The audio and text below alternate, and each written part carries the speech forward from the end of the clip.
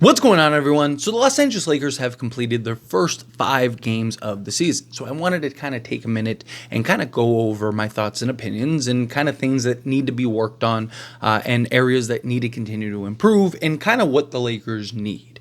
Obviously, it's only the first 5 games, so, don't get too excited one way or the other, right? Got to keep a level head for now. A lot of basketball still left to be played. You got 77 games ahead of you. Lakers currently are sitting at 3-2 on the season. Their 2 losses are coming from the Phoenix Suns on the road, which, honestly, the Lakers probably should have won that game.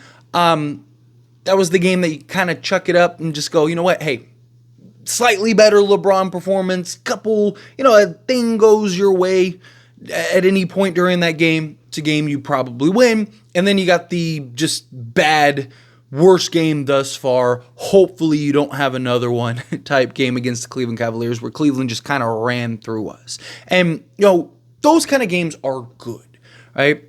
The wins are great, right? You beat Minnesota opening night. Followed that up with a win against the Phoenix Suns on the first game of a back-to-back, and then followed that up with a Sacramento Kings win, who Anthony Davis isn't beaten ever, right?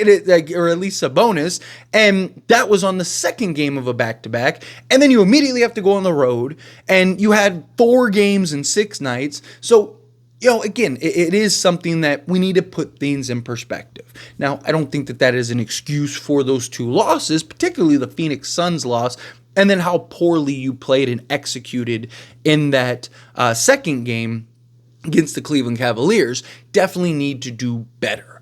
But this is a young team in the sense of hey, we just got a new coach. Yes, it's returning players. They're building chemistry, but they're learning an entirely new system. Right? You're going to have hiccups. You're going to have hurdles along the way as guys are trying to adjust. Guys are kind of trying to get into a rhythm and a flow. Even last year, you look at guys like D'Angelo Russell, who absolutely needs to play better. Now, I do believe D'Lo is going to be traded at some point this season. I would be very surprised if he's not traded at some point this season and he continues to be on this roster post-trade deadline. I just think he's kind of the odd man out and the one sort of redundancy. Because Austin Reaves has shown the ability to initiate and be that sort of the initiator for the offense because of the style of offense we're running. Where last year, you really needed D'Lo to be that guy that could wheel and deal, right? Now, on occasion, we've needed that. We've seen D'Lo do that to success. We've seen him rattle off, 6, 8 straight points for the Lakers. But with this style of offense in which we're running, and guys like Austin Reaves showing how effective they can be in that offense. I know Austin Reaves had a bad game, and that's something else, right? I've talked about it. Austin Reaves, my biggest concern is the consistency. He hasn't been very consistent. And we saw this last year. He'd have 3, 4, 5 games where he was just money. And then he'd have 3, 4, 5 games where he was pedestrian, right? With Austin Reaves, we need that consistency from him. I'm not saying he has to go get you 28 every game, but whatever it is, 12, 15, 17, whatever he averages out to be, we need that to be as consistent as possible on a nightly basis. And with Austin Reaves and his ability, assuming that he can maintain some level of consistency, and that Cavs game was more of just that off game rather than the norm, D'Angelo Russell, the only purpose that he really serves is his shooting, right? Outside of him shooting, you don't really need his playmaking as much. It is nice and a luxury to have at times, but you can always just default to LeBron doing that if need be. And he's not a great athlete. He doesn't apply the rim pressure, and he doesn't defend at a high level. I do think he has been more active defensively overall this season. Again, remove the Cavs game, because that was just a bad game for everybody. I mean, all around. It was just a bad game in general. But D'Lo hasn't really provided much in the scope of what you need as that volume, consistency level shooter.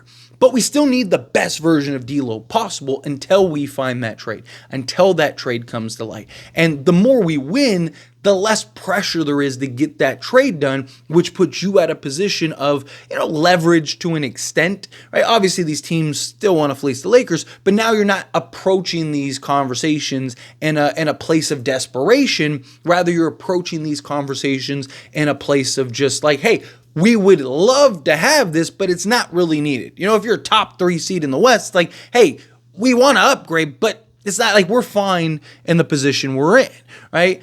So we need D'Lo, Reeves, Rui, guys to be better and more consistent. Rui's been arguably our second most consistent player from start of the season to now up to this point. Again, he had a bad game in the Cavs game, but again, everyone kind of did.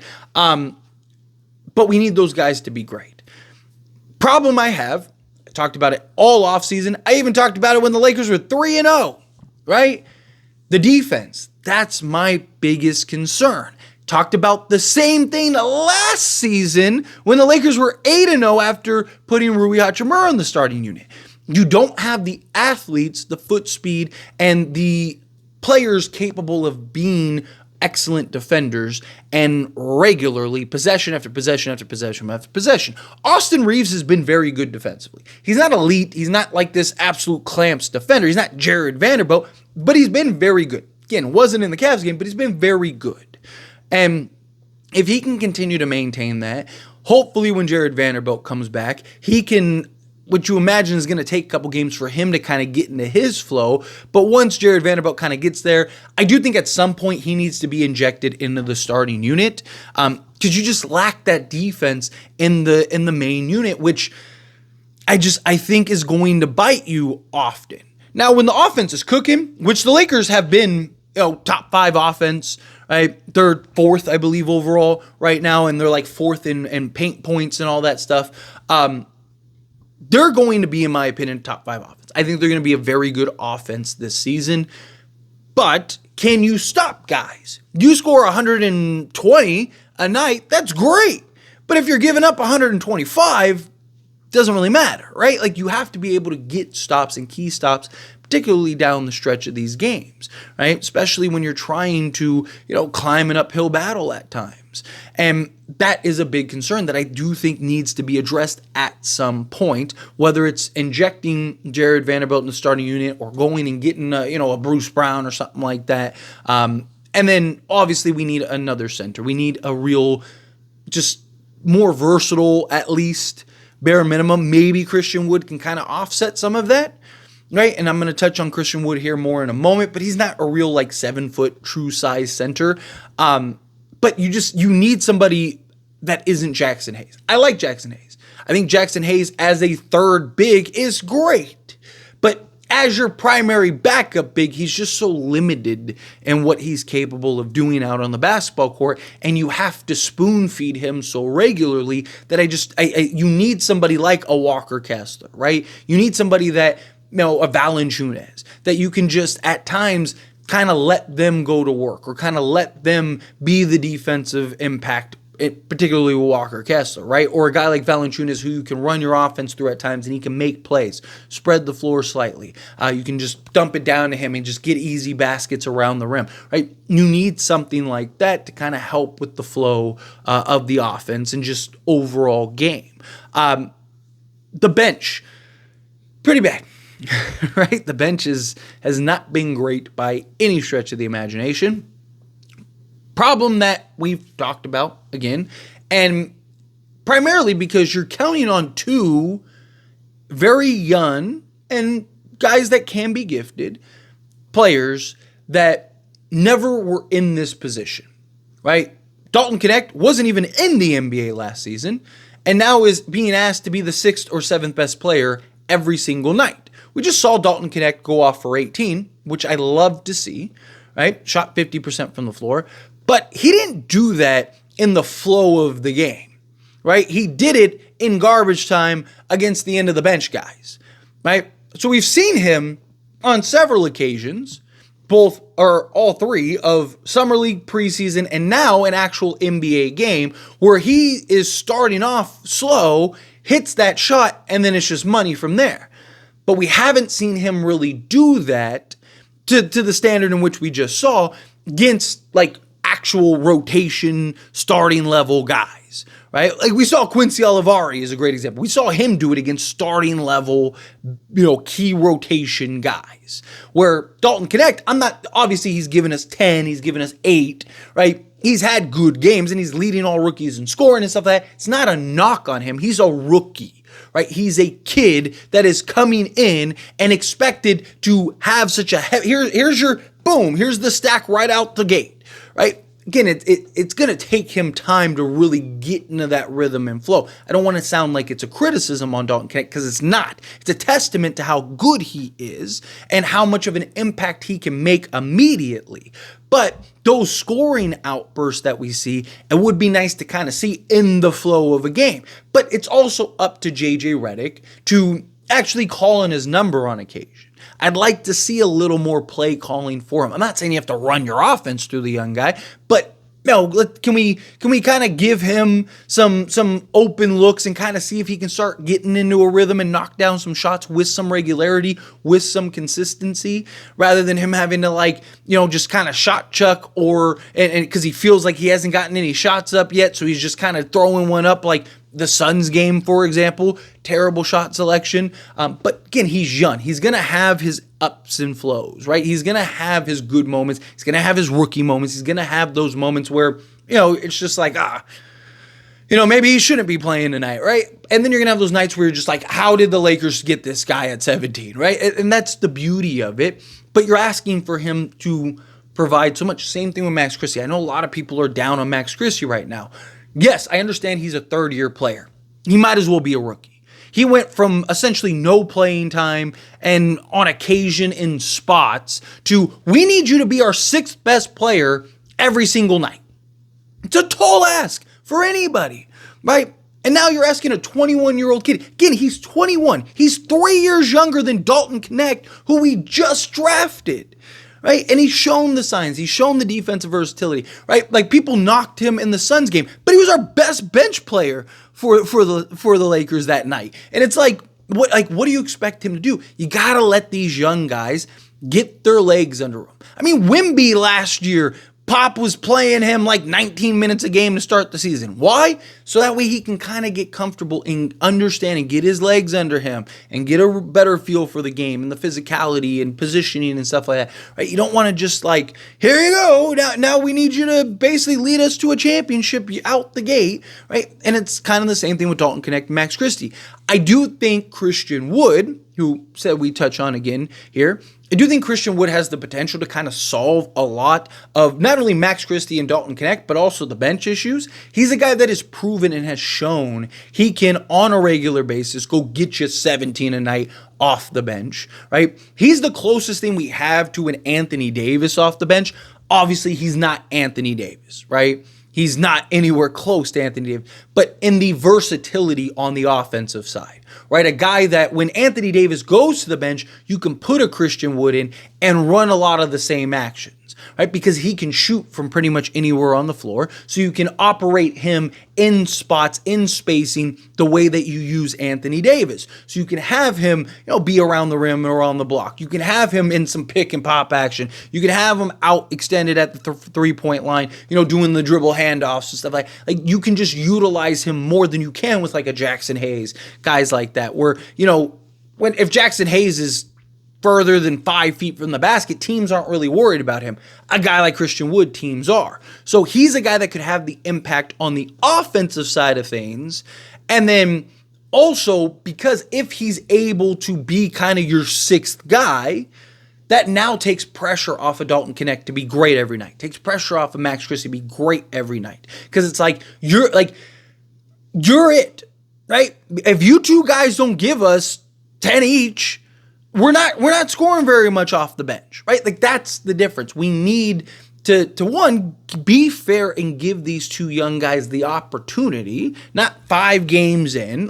What can we see them do, 20, 25 games in, right? If Max Christie's still having his struggles and still looks like the player he is right now, 20, 25 games in, okay, then maybe the Lakers need to look to maybe make a move, right? But if 10 games in, all of a sudden things start to click for him, or 15 games in, things start to click for him, a lot of people are going to be like, oh man, thank God we didn't trade him. So again, let's see. Again, he's 21 years old. I know he's been in the league for 3 years, his third season, but he might as well be a rookie, right? If we drafted him this year, from all the things that we've seen, people would be like, oh my gosh, this guy is going to be great. But people are looking at it as like, you've had 2 years previous, but he didn't. Right? Like, he wasn't playing with a role like he is right now. So he's got to get comfortable in that role. He's got to let the game come to him. His decision-making at times is very questionable because he's trying to do too much. Dalton Knecht at times is trying to do, again, that Suns game where we're trying to gain some momentum. We're trying to kind of regain control of that game. Dalton Knecht rushes down the court, just jacks up a shot that hits the opposite side of the backboard. Those are the kind of things that, again, it's fine because you're a young player that is being asked to do a little too much, right? And you need to get comfortable and you need to have your hiccups. And that's why I like JJ. It's really empowered these young guys. But it is a concern, right? That your bench is solely based right now on 2 young players that you need to do that. We've got to start hitting more shots. Right? Shooting the basketball. We've been very inconsistent shooting the basketball. Got to find some consistency. A lot of that has to do with D'Angelo Russell hitting shots. Austin Reeves has to be consistent hitting shots, right? Those are the 2 guys that we're looking for nightly to be our primary shooting options. And so if they can't find consistency, we're in trouble in that range, right? Again, defensively, got to pick it up. We got to pick up the intensity. Rebounding, we've been excellent rebounding the basketball. We even won the rebounding battle last night, right? Like, the rebounding is something that has been huge for us because we've been a terrible rebounding team. It really boils down to effort, right? We got to make sure we're bringing in that effort and consistently every night. I don't mind these losses. You got 2 losses now that are great examples. It's hard to really, obviously every game, even a win, there's things you could do better. There's things that you can work on. You go in the film room, you kind of go over stuff. But when, you're 3-0, right, and things are clicking and things are looking good, you're a lot more limited at things that you can point out, right? You lose a tight game, as you did with Phoenix. Yeah, there's more to point out. But, a lot of it you could chalk up to like, hey, LeBron was sick. If we get 13 from him, we win the game. Right? Like, how often is he going to score 11 points and go, whatever it was, 3 of 15 or whatever, right? Like, that's not going to happen very often. So you kind of chalk that up as like, hey, it happens. Given all the circumstances, we were in that game at the end of the game. Sometimes you need that just boom, that punch in the mouth, right? Sometimes you need that humble game.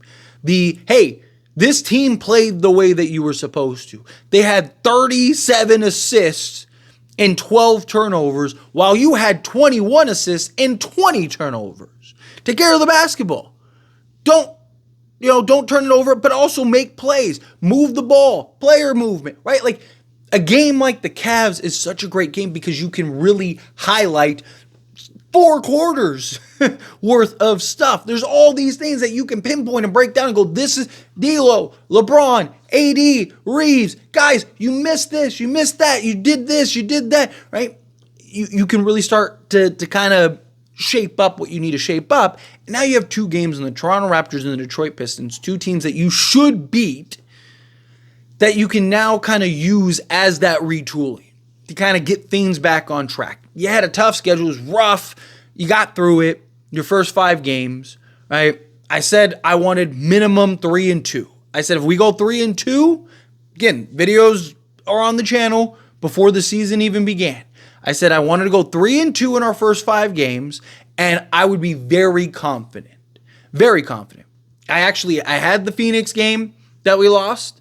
I said, take care of your home court games, Phoenix. And then I said, one of those random games, I thought we'd beat, the Minnesota Timberwolves opening night. Took them to beat them. Phoenix, I thought we beat Phoenix. Sacramento was the team that I thought we'd lose to. And then the Suns on the road game is the one that I thought we'd lose, right? We ended up beating Sacramento and replacing that with the Cleveland Cavaliers game. Okay, 3-2. You got through it. It was a brutal schedule, given the back-to-backs, 4 games in 6 nights, right? All of it. Okay, that's fine. Got through it with a winning record. Let's right the ship. Let's get 5-2 going into that Memphis game and have everything worked out to go win that game. Close the road trip now on a 3-2, and now you're 6-2, heading back to LA for some games. And let's start rattling off some wins here. But a lot of good there's a lot of good with this team. Lakers are clearly better. The offense is more fluid. JJ Redick is the right coach. I mean, I know it's been 5 games, but we've seen he's the guy. I love what we've seen from JJ Redick. I love the way that he's got these guys playing. It's a new system, new coach, new change, new everything. Gonna be a little hiccups. And the roster, we all knew you needed a trade. You needed several trades. We all knew that there were things about this team that were already concerning, no matter who the coach was. You could have prime Phil Jackson. You still got this team, and it's still kind of like, there's still some concerns, some overlapping, some redundancies, right? Lack of certain skill areas, stuff like that. I think JJ Redick has done a very good job getting these players to buy in, getting these guys focused, playing the right way. You have these hiccups here and there. I'd rather it game 5 than game 50. Rather you get through it now. Bad games happen. You chalk it up. You figure it out. Right? You make the adjustments and you right the ship. But through the first 5 games, I am very excited. I really like what we see. If I had to put a rating on it, I'd probably give it a B. Right? Solid B. If they would have been 4-1 or something like that, I probably would have given them an A. But there's still a lot of work ahead. Right? This is far from a finished product, far from a finished team. There's still a lot of just things we need to work on and get better at. But I think given the circumstances, given how tough the schedule's been, all of that, I think a B is a fair assessment. But as always, this is a discussion, and I pass a question on to you. Let me know your thoughts and opinions down in the comments below. What do you think? How do you feel? What are your thoughts? Do you agree with me? Do you disagree with me? It kind of mixed in the middle. However you feel, whatever your thoughts are, I love to hear it. So let me know down in the comments below. That being said, if you haven't liked this video, hit that like button. Helps me out. It's me enjoy these types of videos, and I truly appreciate it. Not subscribe channel, hit that subscribe button. Turn on the bell notifications. Appreciate y'all. See you in the next one. Thank you.